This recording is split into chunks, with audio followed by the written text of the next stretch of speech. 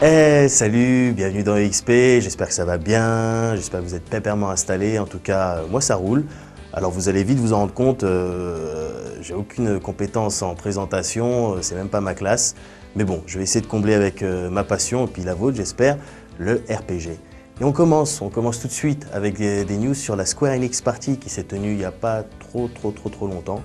Alors ok, on est sur No Life, on est censé parler de RPG Underground, Phantasy Star de Forever, et là on enchaîne sur du Square.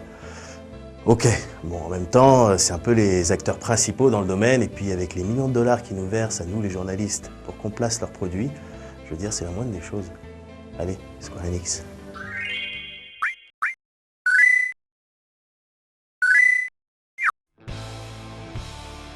C'est donc le 12 et 13 mai dernier que s'est tenue au Makuhari Messe, la dernière Square Enix Party en date. L'occasion pour des milliers de Japonais de découvrir les gros titres à venir de l'éditeur.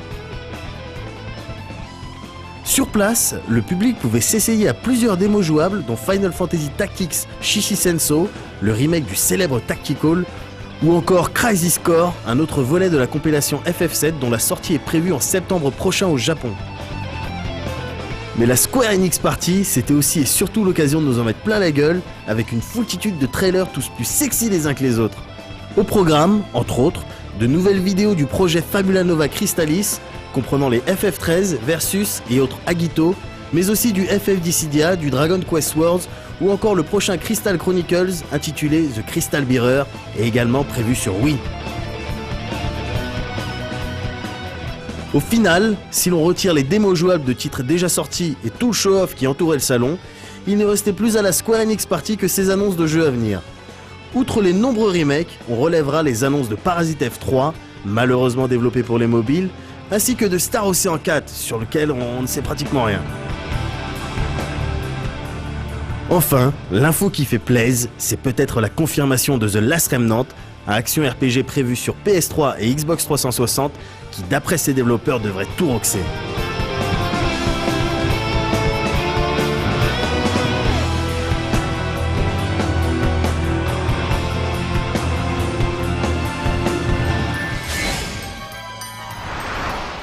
Alors concernant The Last Remnant, on avait des vidéos de fou, des trailers, j'ai même une version preview dans mon sac là. Mais bon, on n'avait pas envie de vous spoiler violemment la gueule, alors on s'est gardé ça et puis on vous le ressortira en son temps. Moi, avec tout ce Square de partout, je peux pas m'empêcher de repenser à la sortie de FF12 chez nous en février dernier. Là. J'étais allé aux Champs-Élysées avec mon role-playing gang, c'est l'ami Oblivion, tout ça. Et pour l'occasion, on avait même décidé de se déguiser en VR, vous savez, les petites lapines, là. Super bonnes. Et c'était cheap, hein, c'était du cosplay cheap, quoi, mais on s'amusait bien, on rigolait bien. Jusqu'à temps que des messieurs viennent nous voir. Ils nous avaient dit qu'ils avaient des bonbons dans leur voiture. Alors nous, on les a suivis. Et je me sens sale. Je vais prendre une douche. Non, deux douches.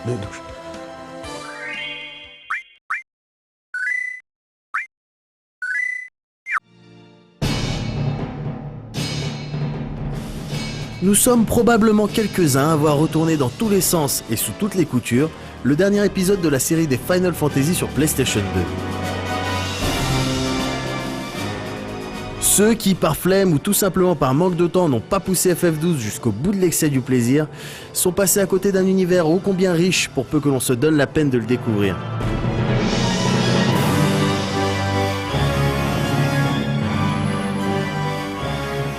Inutile de revenir sur les qualités intrinsèques du titre, penchons-nous plutôt sur ses côtés un peu plus underground, à commencer par les invocations.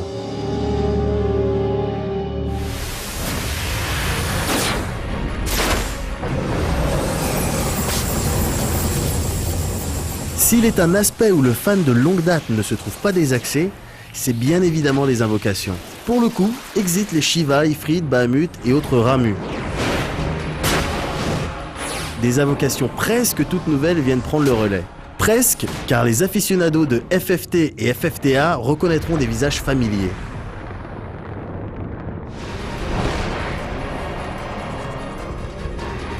Ces invocations sont au nombre de 13 et représentent pour chacune d'entre elles un des signes zodiacaux si chers à nos développeurs de talent.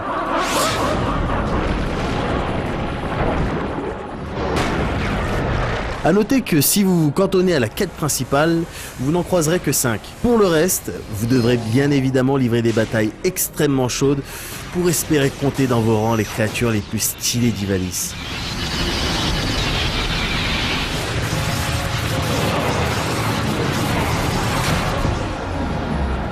Bien qu'elles soient impressionnantes, ces dites chimères n'en restent pas moins des alliés relativement inoffensifs face aux boss les plus récalcitrants.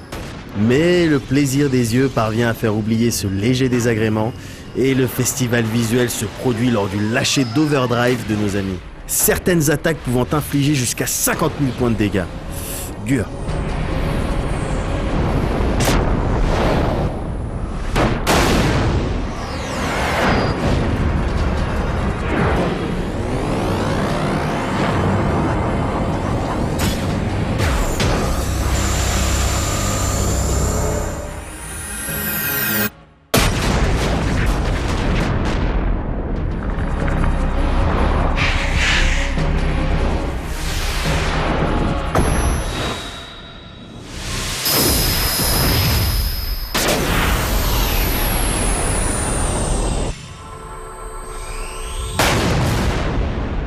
Ok, les invocations de ouf, c'est bien, mais encore faut-il avoir le niveau pour toutes les récupérer. Bien heureusement, il existe dans FF12 une technique de fourbe pour leveler rapidement et sans trop d'implication. L'auto-leveling. Même l'excellent guide officiel ne mentionne pas pareil procédé. Et pourtant, ça marche, à fond même. Oubliez donc vos blocages hasardeux de stick analogique dans une direction. Ici, tout se fait de manière réfléchie et à l'aide des gambits. Pour espérer récupérer les gambits et autres magies nécessaires, il faudra atteindre les derniers niveaux du jeu et ainsi voir apparaître dans certaines boutiques comme celle du port de Balfonheim ces précieux featuring. Après cela, plus qu'une chose à faire, dénicher l'unique monstre capable d'accomplir un tel miracle. Négalmur. Avec sa capacité à faire spawner des monstres à l'infini, Négalmur est une mine d'XP. Il se trouve à l'intérieur du temple de Miliam et n'apparaîtra qu'après avoir rempli certaines conditions. Il vous faudra donc errer plus d'une vingtaine de minutes dans le hall de l'épée et y anéantir tous les ennemis de la zone pour faire apparaître la bête. Là, une fois tous vos gambits configurés et le combat enclenché, vous pouvez lâcher la manette, prendre une douche, faire un action vérité avec des copines ou bien même aller dormir.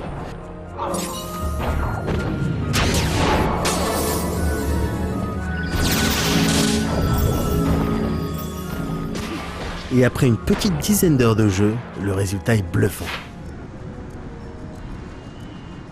Paré d'un niveau des plus raisonnables, et surtout d'un équipement de fou, vous allez enfin pouvoir accéder aux boss les plus puissants du jeu et ainsi compléter un bestiaire comprenant près de 400 monstres différents.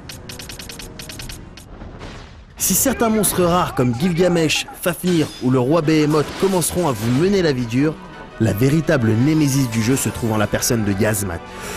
C'est juste un combat d'une durée approximative de 3 heures.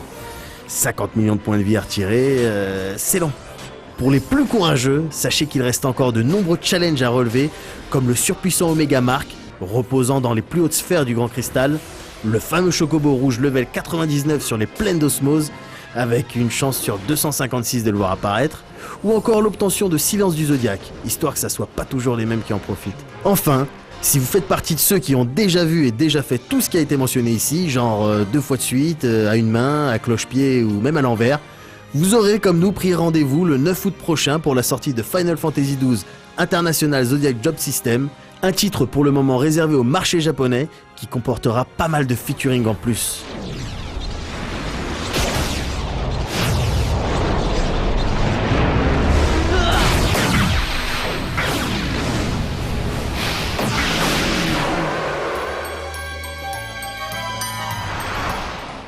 C'était sympa ce qu'on vient de voir. C'était la partie d'Oblivion, level 99, tout ça, tout ça. Des fois, il me fait peur. Enfin bon. Vous voulez de la critique? Ok, Shin Megami Tensei, Devil Summoner, Raido Kuzunoha versus The Soulless Army. Juste ça. Vous voulez savoir comment c'est? Eh ben regardez, c'est super bien expliqué.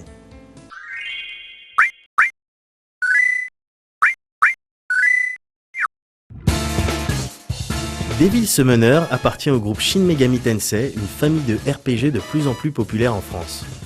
Un phénomène probablement lié aux récentes sorties de Digital Devil Saga 1 et 2, deux titres excellents au passage.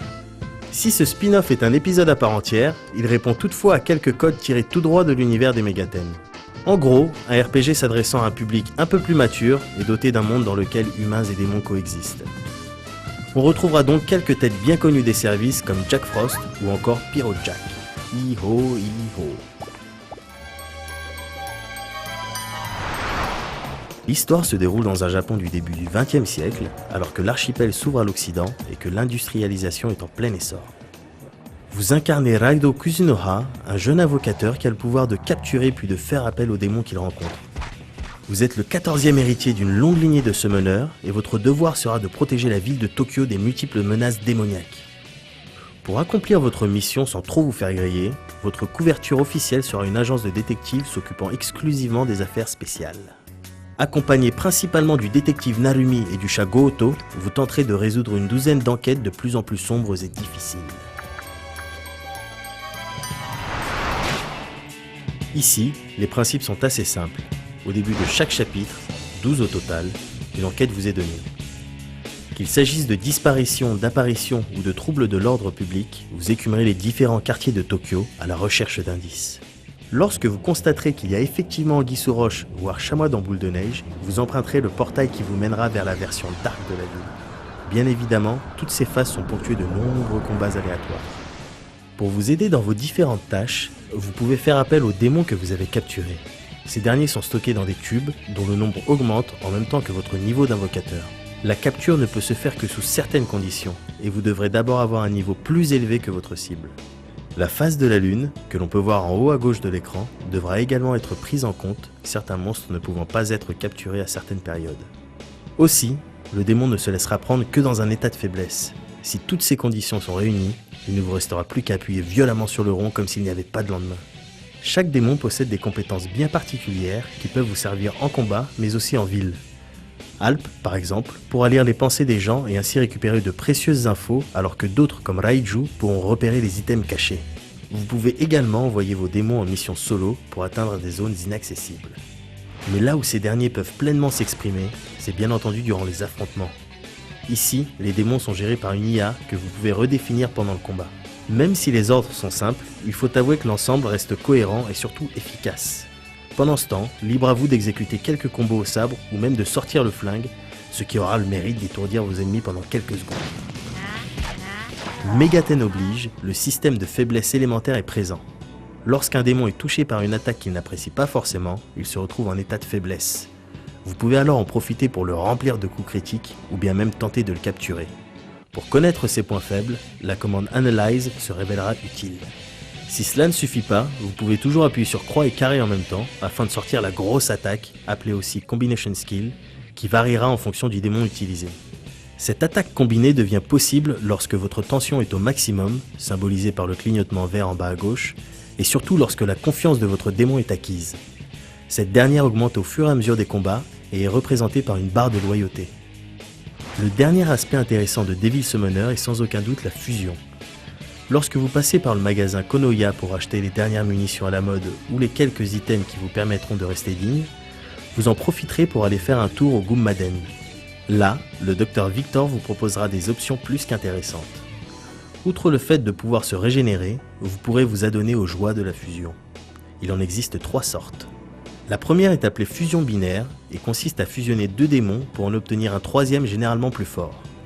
Le résultat obtenu en termes de stats et d'héritage de skills dépendra de la phase de la lune ainsi que du type de démon utilisé.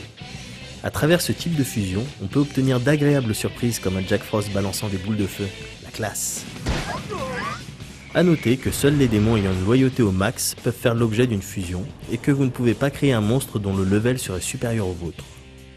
Le deuxième type de fusion est appelé sacrifice et consiste, comme son nom l'indique, à sacrifier un démon pour en rendre un autre plus fort. Cela reste un bon moyen de faire usage de vos démons de bas niveau. Enfin, l'option Forge vous permettra de fusionner une de vos créatures avec votre sabre.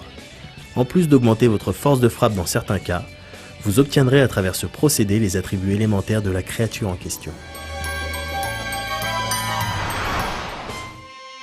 Techniquement moins réussi et doté d'un scénario moins accrocheur qu'un Persona ou qu'un Digital Devil Saga, Devil Summoner ne s'en sort pas si mal. La durée de vie est tout à fait correcte, et les centres d'intérêt annexes comme les différents training halls de la ville ou l'obtention des démons rares constituent un challenge agréable. Le système de fusion est également bien pensé et oblige le joueur à se gratter un minimum la peinture. Quoi qu'il en soit, les amoureux des Megaten ne seront certainement pas déçus. Les plus sceptiques auront quant à eux une deuxième chance de se laisser convaincre par la série avec l'arrivée de Persona 3, prévue pour cet été en France.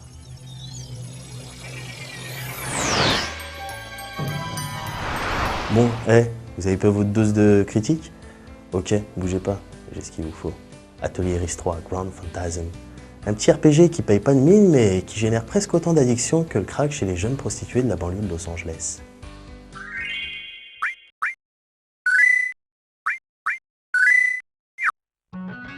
En raison du chara-design accrocheur et surtout de la facilité déconcertante de leur jeu, on pourrait taxer Gust d'être un développeur de RPG pour enfants. Artonelico ou encore la série des Ateliers en sont les exemples vivants. Cette orientation aurait pu rebuter les hardcore gamers, mais le style old school présent dans pas mal de leurs titres a su toucher la fibre nostalgique qu'il y avait en nous. Water City Zemels est un endroit tranquille où il fait bon vivre et dans lequel le teamwork, l'amour et l'amitié sont des valeurs fondamentales. Age et Iris sont deux jeunes bien dans leur temps qui, en plus d'être jeunes et bien dans leur temps, appartiennent à la guilde des chasseurs de primes. Si Age est un guerrier redoutable, il lui arrive aussi d'être un peu trop bas du front et de prendre des décisions pas toujours réfléchies. Iris, quant à elle, est un peu plus posée, mais aussi 5 à 6 fois plus timide. Elle fait partie des dernières personnes à pratiquer l'alchimie et s'en sort plutôt pas mal pour une newbie. Chaque jour, nos deux complices partent accomplir diverses missions qui leur permettent d'avoir un repas chaud le soir et de rester dignes. Et c'est à l'occasion d'une de leurs escapades que nos amis feront une découverte pour le moins étrange. D'un point de vue général, Atelier Iris 3 reprend les bases du donjon RPG. Vous partagerez donc votre temps entre la ville principale, où vous ferez le plein d'items et de quêtes, et les différents mondes alternatifs que l'on vous propose. On peut accéder à ces mondes à travers des portails situés un peu partout en ville.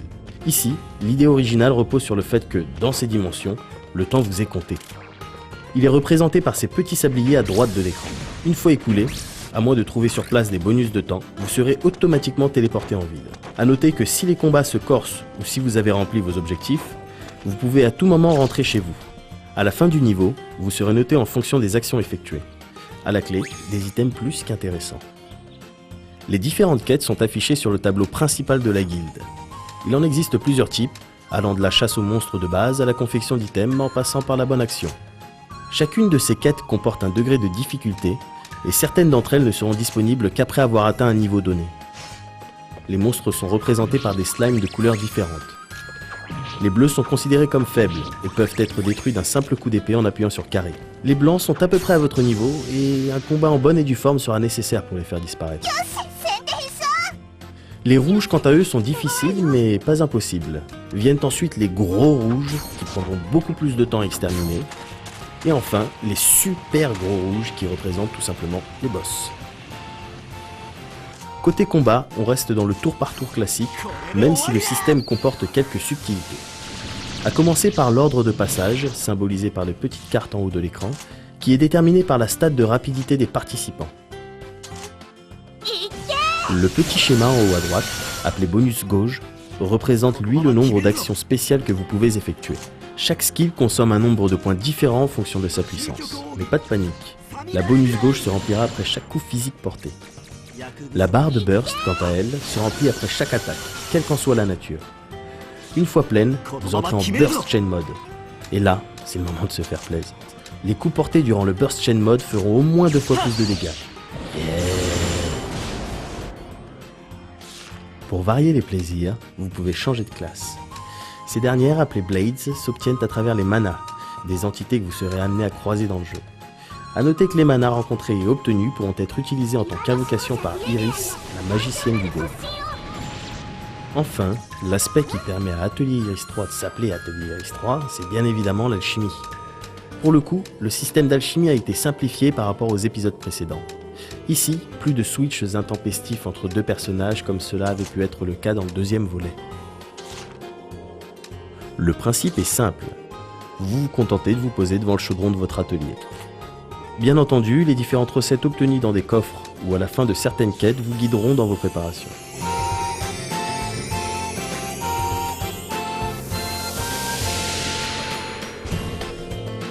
Votre niveau d'alchimie est symbolisé par les petites étoiles en bas à gauche de l'écran. Plus vous synthétisez de nouveaux items, plus votre niveau d'alchimiste augmente. À chaque niveau gagné, de nouvelles idées de recettes font leur apparition. A noter qu'il existe plusieurs moyens de créer le même objet. En effet, lorsque la recette le permet, vous pouvez par exemple remplacer un ingrédient que vous n'avez plus par un autre que vous avez en abondance. À travers ce procédé, vous pourrez même créer de nouveaux items. Même si Atelier RX3 Grand Phantasm s'adresse clairement à un jeune public, le hardcore gamer lui appréciera peut-être le style old school, la fraîcheur et la simplicité qui se dégagent de ce titre. Les musiques sont extrêmement agréables et le système de quête est sympathique comme tout, même si à des kilomètres d'un FF12. La durée de vie quant à elle est honnête, bien qu'elle soit faussement rallongée par les multiples allers-retours dans le vent qu'on vous oblige à faire. En somme, Atelier RX3 plaira aussi bien aux jeunes désireux de se lancer dans le RPG qu'aux tatoués de la manette voulant faire un petit break entre deux jeux d'adultes.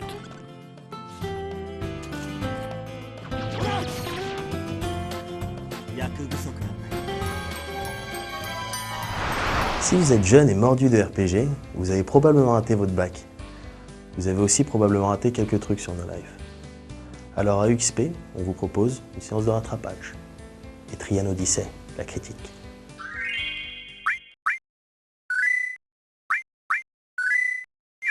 Le moins que l'on puisse dire, c'est que les premiers Wizardry ont marqué les joueurs japonais.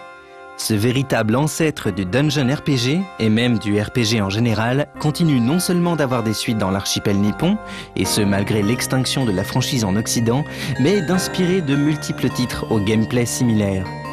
Fortement ancré sur le marché des jeunes niches destinés à un public de hardcore gamers, Atlus prouve avec son dernier titre, Seikaiju no Meikyu, ou Etrian Odyssey dans sa version américaine, que c'est parfois dans les très vieux pots qu'on fait les meilleures soupes.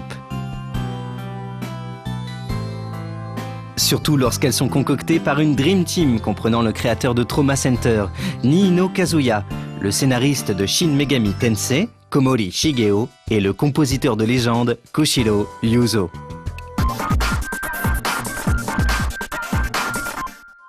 Les légendes racontent qu'un grand royaume fut jadis détruit et recouvert par la forêt. Aussi, lorsque les habitants de la paisible petite ville d'Etria découvrent aux abords de leur chaumière l'entrée d'un tentaculaire labyrinthe végétal, les esprits des aventuriers de tout poil s'échauffent et ceux-ci voient déjà les ruines du royaume légendaire prétendument gorgé de richesses. Pour remettre un peu d'ordre dans cette ruée vers l'arbre, les dirigeants d'Etria, les Hada, décident d'interdire l'entrée du labyrinthe aux guildes d'explorateurs non reconnus par leur autorité. La gloire ou l'oubli sont à la clé, car le dédale arboricole a de nombreux secrets à livrer à celui assez téméraire ou inconscient pour en braver les périls.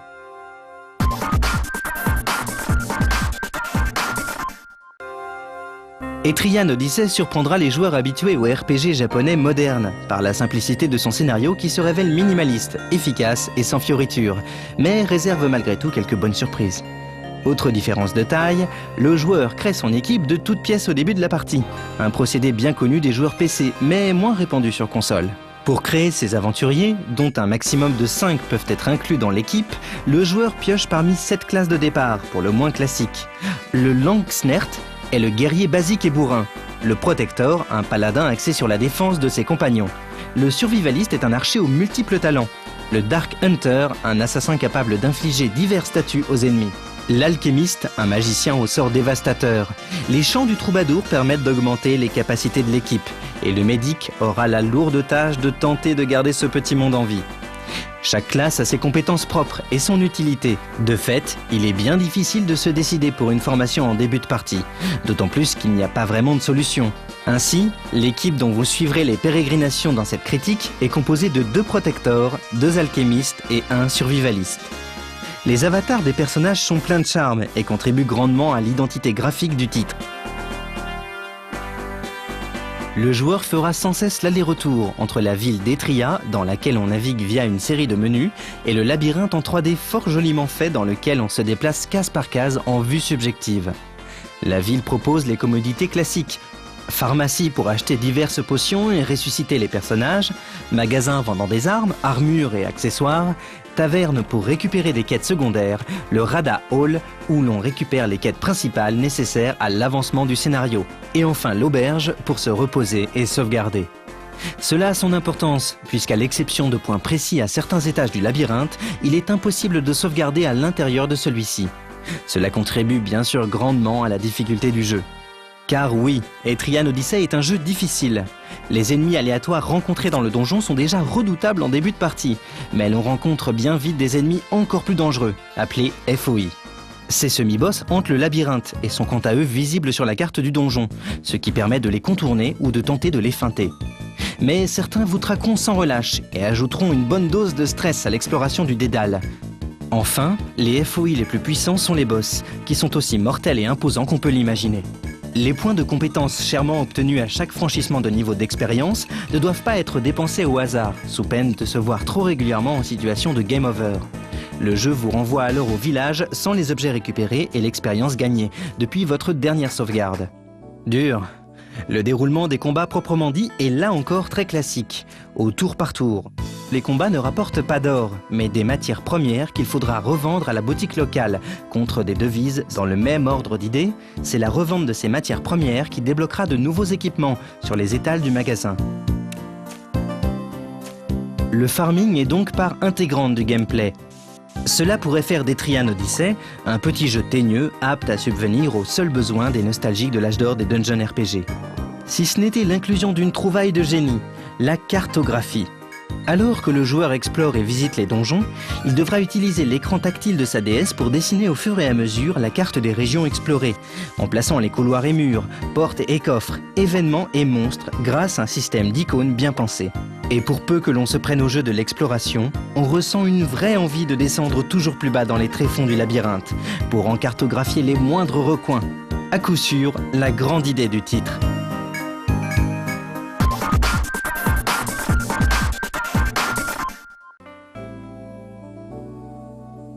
Etrian Odyssey est un jeu à l'ancienne, qui réjouira les nostalgiques d'une époque où les RPG étaient simples et durs, et ne nécessitaient pas de doctorat en métaphysique pour en apprécier le scénario.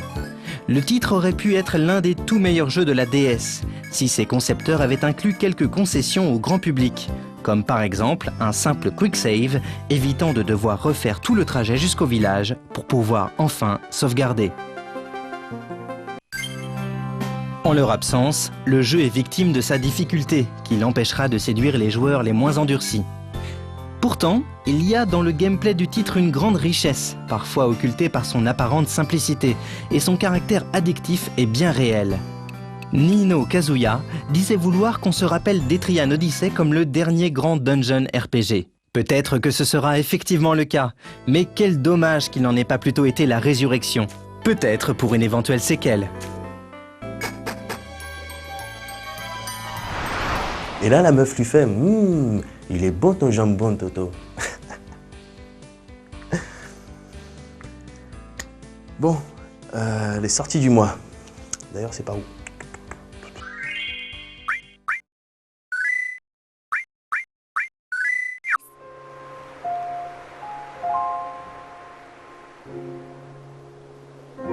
人々から死闘家と呼ばれても懸命に生きているこの花のように新たな機体も続々登場ならば切り裂けカイザーブルースマッシュ発射アンティヌラ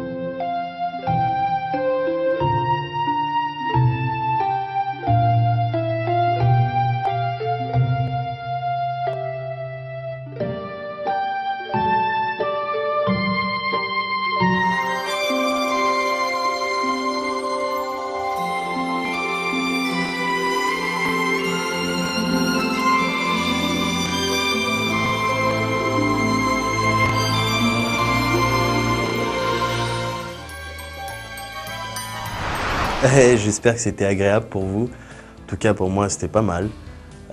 N'oubliez pas de jouer beaucoup, bien, longtemps. Enfin, abuser avec modération, quoi. Et puis nous, on essaie de se retrouver le mois prochain pour des trucs de fou. Bye.